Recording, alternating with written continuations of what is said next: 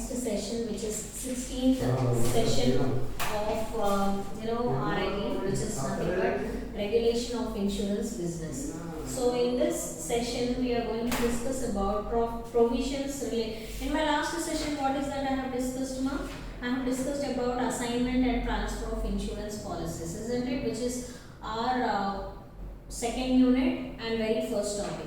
In the second topic, if you see here, it is about provisions related to nomination, repudiation, fraud, and finally, how is that we are going to protect the policyholder interest.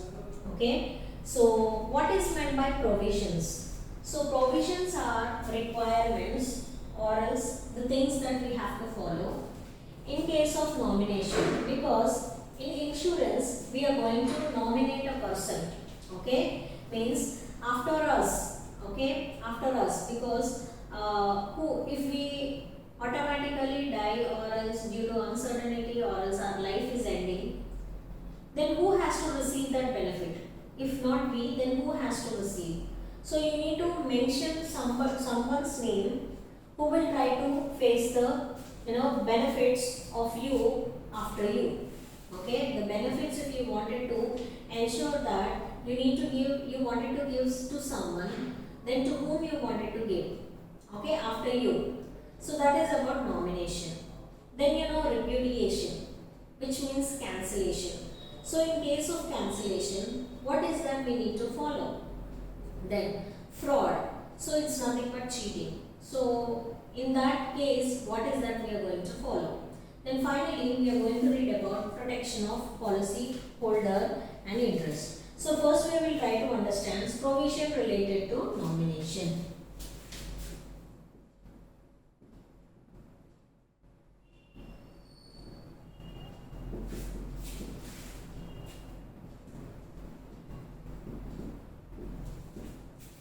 What is that? Provisions related to nomination. So if we try to observe here, what are the provisions related to nominations? So I think little bit blur it is, right? Let me check now. I am trying to set the screen now because it is blur.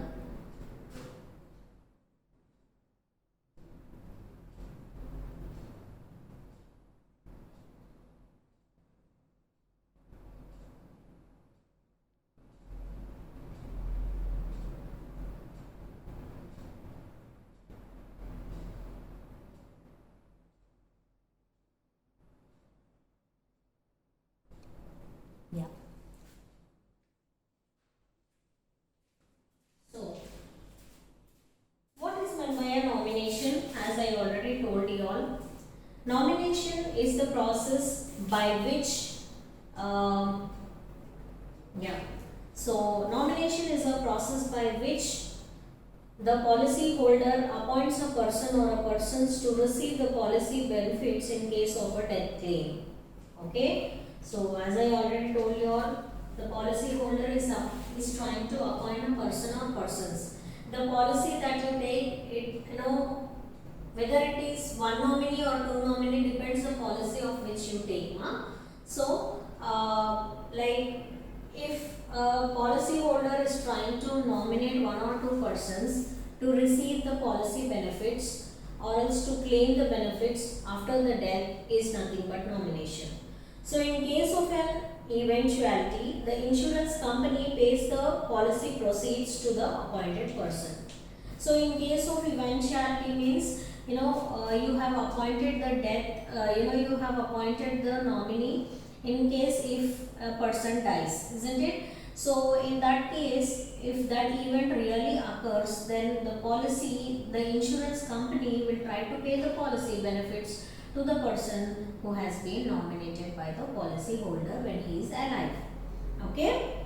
Now, what are beneficial nominees? We will try to understand different kinds of terminology in nomination.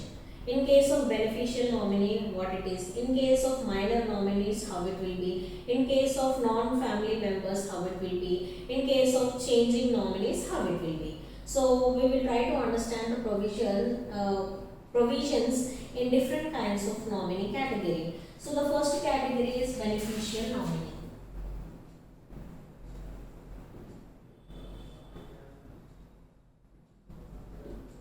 What is the first category? Beneficial nominee.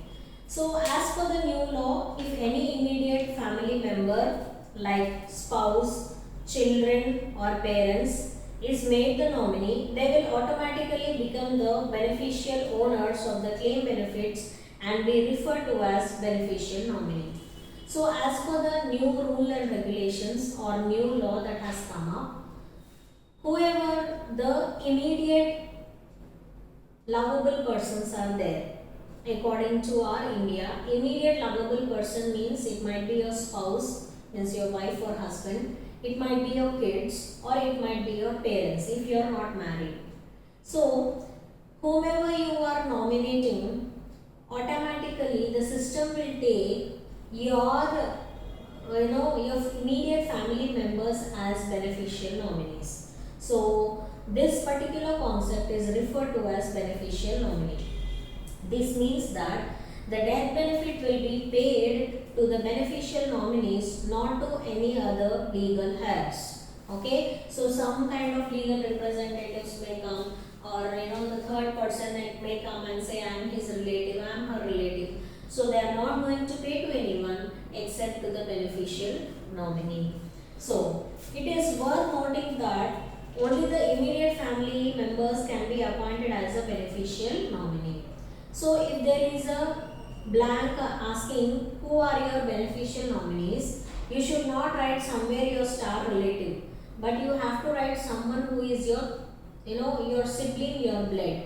Okay, so therefore it is always advisable for a policy holder to nominate a person who is an immediate family member of yours. Okay, so that is beneficial nominee.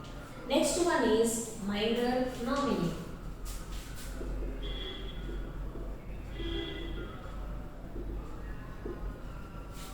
What is next one? Minor nominee. So it is normal practice for the people to appoint their children. Okay. Now if I am not, obviously see you might be a minor now. Okay. Now if your parent is trying to take a policy, obviously he will take it on your name and on your mom's name. So it's a common thing. We cannot say that minor cannot be a nominee. Minor can be a nominee. Why? Because they are their blood. Okay. So we as a parents always they think that my children future should be surrounded with a proper care. Okay, so that's why what do they do is they try to nominate their children also in the insurance. So but children who are below the age of 18 years, what should we do? What should they do? Actually, children who are below the age of 18 years, they are not eligible for actionable claims, or they are not eligible for claim the amount. Why? Because once they claim the amount, it will be in lakhs. They may not handle that lakh of amount of rupees. So that's the reason when the maturity period is coming, or else say when the policy holder dies, they cannot come and claim. They will not give in their hands because he is a minor. So what will happen then? The policy holder needs to assign an appointee or else a custodian to him. So now my child is a kid. So if I met with an accident and I die, so since my child cannot handle, the custodian for my child would be so and so. The guardian of my child would be so and so. So the claim benefits, you please give it to him. In future, that person will give it to my kid. So this is called as custodian. So in case of a claim arising when the nominee, that means children we are taking in this case, if he is younger than 18 years, then obviously he can take the amount from the appointee or else that nominee or else that custodian. Now once he is over the age of 18 years, he can immediately go to that custodian and take back his amount which is given by his father. Understood? So this is minor nominee. Next one is non-family nominee.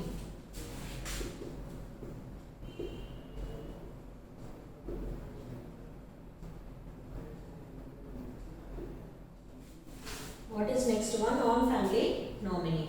So it is exactly what lead insurers to not accept strangers, okay, as nominees. So even though one can nominate distinct or distant relatives or even the friends, the fact is that it will be very difficult to prove insurable interest. So see, even this type of nominees are also there if someone is trying to nominate a person who is a far relative or a distant relative. What will be the problem? Once if the policy holder die, the distant relative will come and say this policy is on my name as a nominee. Now I will claim the benefit. Now, in order to prove whether you are a distant relative or not, that itself takes years to years. So there is a risk involved in this third option. First option is easy, second option is easy, but third option in case of nomination will be very, very difficult in order to decide whether you are a distant relative or not. Okay? So it is like a moral hazard. Okay? Appointing such person as a nominee means we are trying to say that it is like dangerous thing, appointing a distant relative. The insurance company might refuse, okay, accepting such type of nominees. Okay? Why? Because they clearly ask whether are you not having your own siblings or are you not having your family members. Why is that you are allotting a distant relative? So that will be a really a big problem. Usually insurance companies also do not encourage this. Okay. Next one is changing nominees.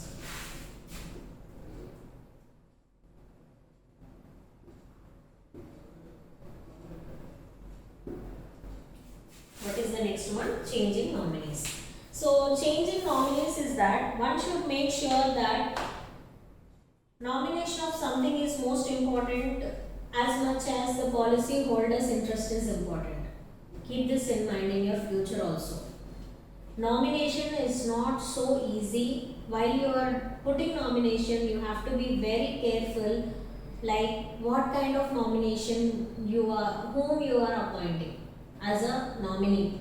Okay, so after you, so you have to keep in your mind that after you, who is going to receive that benefit? Who should be benefited? So do you think your wife should be benefited? Do you think it is important for your kids to get benefited? Or do you think your parents are important for you? So you have to, that decision is most important.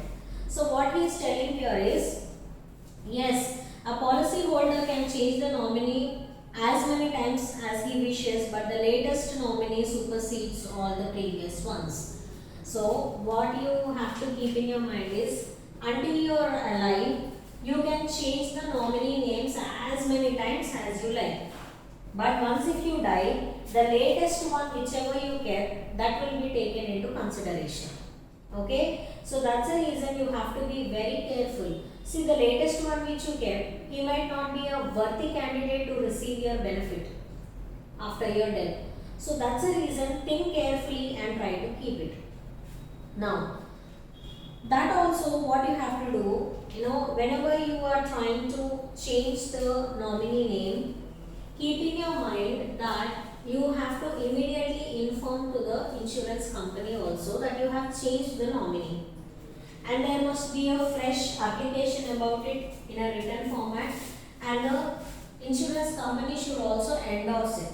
Okay? That means to say they have to sign that accepting your changed nominee.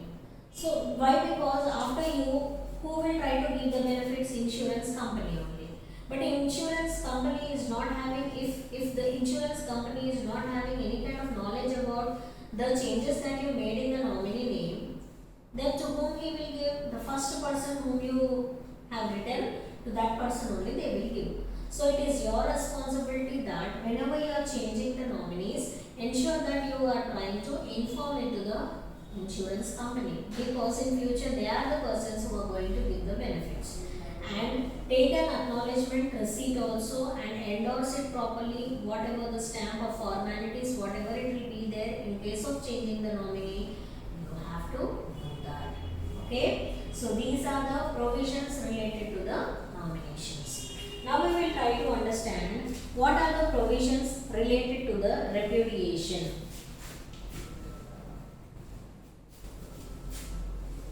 So this first point is over. Okay.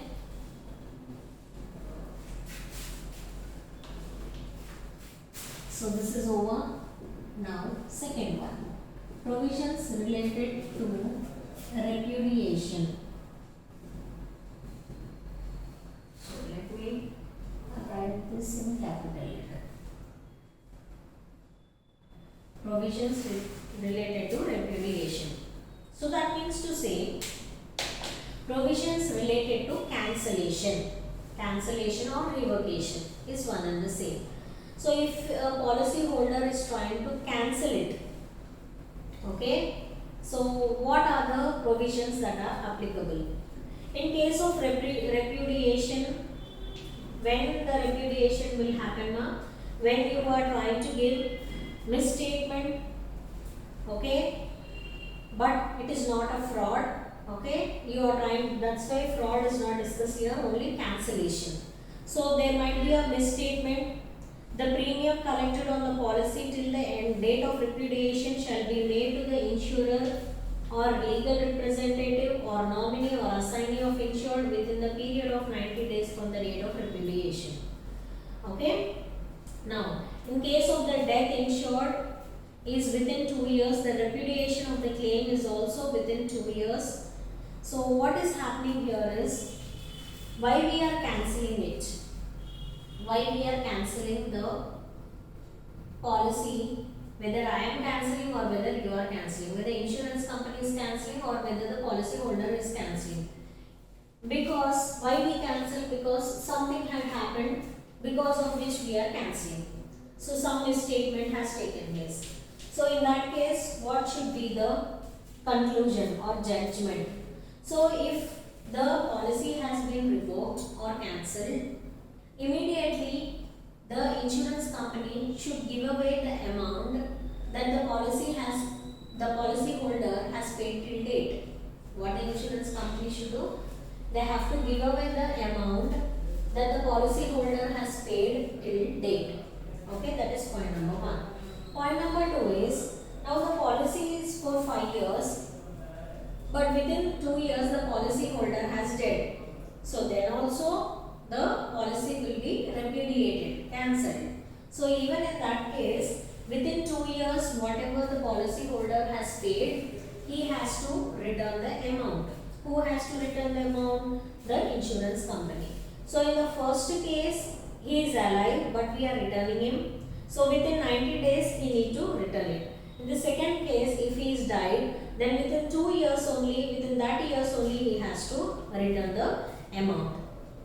So all these rules, this is like a, if he is dead, it will be a ambiguous thing or tricky thing. So whoever is coming to his company for claiming the benefit, he has to ask all the tricky questions, confirm what is the reality, and then only he has to pay back the premium amount to that nominee.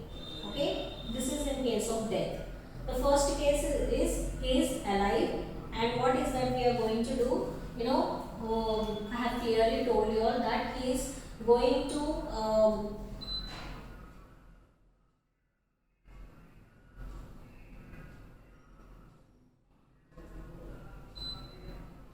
okay. So in case of that, what he is going to do? In this case, he has to return it within 90 days. So that is about repudiation. Next, provisions related to nomination.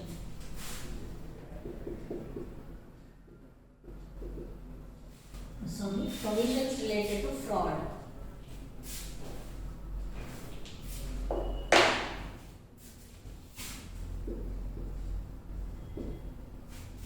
Now, the Indian Insurance Act 1938, didn't give any kind of definition for insurance fraud. Neither it has given any kind of definition in the Indian Penal Code 1860 or Contract Act 1872, and it did not give in any other acts or laws the definition of fraud in case of insurance. So even though sections are there which is related to forgery, you know, so finally if you see in Indian Penal Code, actually in Insurance Act it is not there, in Contract Act, Indian Contract Act also it is not there, in Indian Penal Code also actually it is not there. But when the fraud is taking place, according to which section they will take an action. In Indian Penal Code, okay, 1816, there is a section related to forgery. Okay, so forgery is nothing but signature problem, isn't it? I have done the signature just like the policy holder, so that is called as forgery. So that is also a kind of fraud only, isn't it? So whatever the sections that are applicable under Indian Penal Code, under forgery, the same section is being applied for fraud. So according to which act or which code they are giving punishment? According to the forgery section which is given in Indian Penal Code. So insurance fraud, when will it occur? It will occur when people are trying to deceive the insurance company in order to collect the money which they are not entitled to. Okay, so I told you one example that husband is having insurance, but if husband dies only wife will get the insurance amount.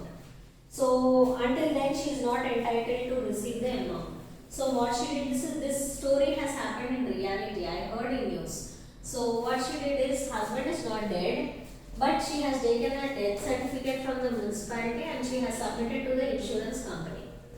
Insurance company is not mad. You are seeing so many things, isn't it? So when it has done the inquiry, it came to know that husband is alive. Wife has done this fraud just to receive the amount which she is not entitled to. Until and unless husband dies, she will not get the amount. Just for the money, she killed her husband, okay, in the insurance company. Okay, that means on the papers she killed the husband. Okay, so let us try to understand the types of insurance frauds. What we will try to understand? Types of insurance frauds. So types of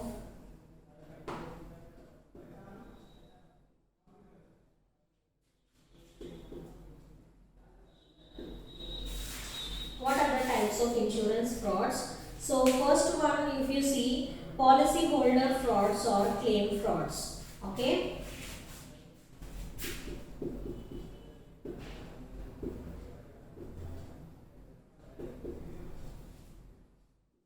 So this fraud I already explained you all just now about that lady. So they are trying to do a fraud just because they are not entitled to receive the amount at this situation. Second one is intermediary fraud, means intermediary fraud. So whoever are involved in between, like middle person, like third party or corporate agent or a broker, he is trying to do fraud. So how he will do fraud? Maybe the policy is actually 30,000, but he said the public that it is 40,000. Then the 10,000, what did he do? He has kept it for himself. So that is a intermediary fraud. That middle person has done fraud. Next one is internal fraud. Internal fraud means which is done by the management. Okay. So misappropriation against the company. Okay. By the director or as the manager. Okay. So I hope you understood here. This is from a customer side, this is from the middleman side, this is from the management side. So whatever it might be, if the fraud is there, then you are going to apply the section according to the Indian Penal Code. Understood? So this is something about provisions related to fraud. So with here we are done with provisions. Now we will try to understand protection of policy holders' interest. What is that? Protection of. So here I am writing, this is over, protection, or else I will rub this.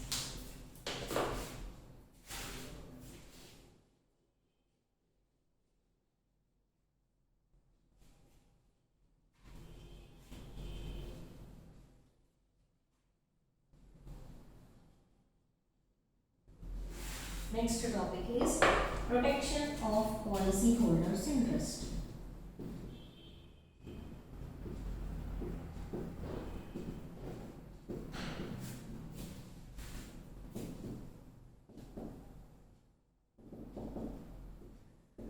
So, what kind of precautions we are going to take in case of protecting the policyholder interest? So, if we try to see here, what is that he is trying to tell us? Okay, means how is that we are going to protect his interest? Okay, or else how is that we are going to protect his confidential information? Or else how is that we are going to protect his confidentiality? His means who? Policy. Who are policy holders? The customers. So misrepresentation within the meaning of 18 section of ICA, Indian Contract. Okay. So if we see here, the contract of insurance is void as per the section 14 subsection 4. So if you keep everything aside, okay, all these sections and all these things, simple to remember according to the section of ICA. Okay, what they are trying to tell is ICA is nothing but Indian Contract Act. The agreement is void where both the parties are under mistakes as to the matter of the fact. Okay, so what is the matter of the fact? If we both have made a mistake in understanding it, means the subject matter. If as a policy holder you have failed, as an insurance company I have failed, I did not understand yours, you couldn't explain yours. So we both have made a mistake. So only we are saying that this agreement is a void. Why? Because we both made a mistake in case of the insurance coverage. That is point number 1. Then point number 2 is if it involves a comprehensive fraud, okay, where the management has abused the policy. Maybe they have, this is talking about, see, first one has spoken about both the people making a mistake, so we are trying to cancel it, okay, cancel that agreement. That is how we are protecting the policy holder as well as the insurance company. In next case, management has done mistake, okay, with wrong policies, procedures and controls of the company action being documented and implementing a review mechanism, whatever it might be, the problem has occurred from the company side. Then what this insurance act will do? So what they will do is they will try to introduce a mechanism. What they will do? They will try to introduce a mechanism where it will try to again look after the policies, procedures and see exactly where the mistake has been occurred. Okay, and then they will take an action. Next one, sharing of knowledge and data. Okay, so much of data will be collected in the insurance company about the consumers. Okay, so much of information you have to keep it confidentially. So to whom you are sharing your information?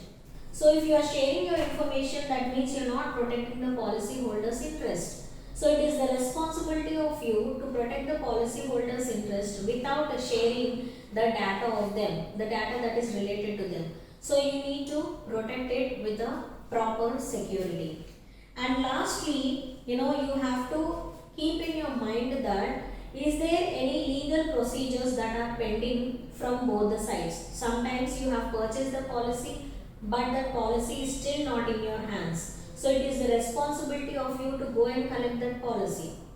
Sometimes you have given, from the company side they have given the policy but still premium is not paid. So it is the responsibility of the company to go and collect the premium.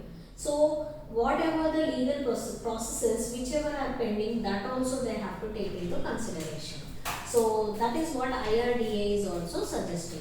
So this is all about provisions relating to fraud, relating to repudiation, relating to nomination, and this is how the protection is being taken care against the policyholder's interest. Thank you girls. Have a nice day.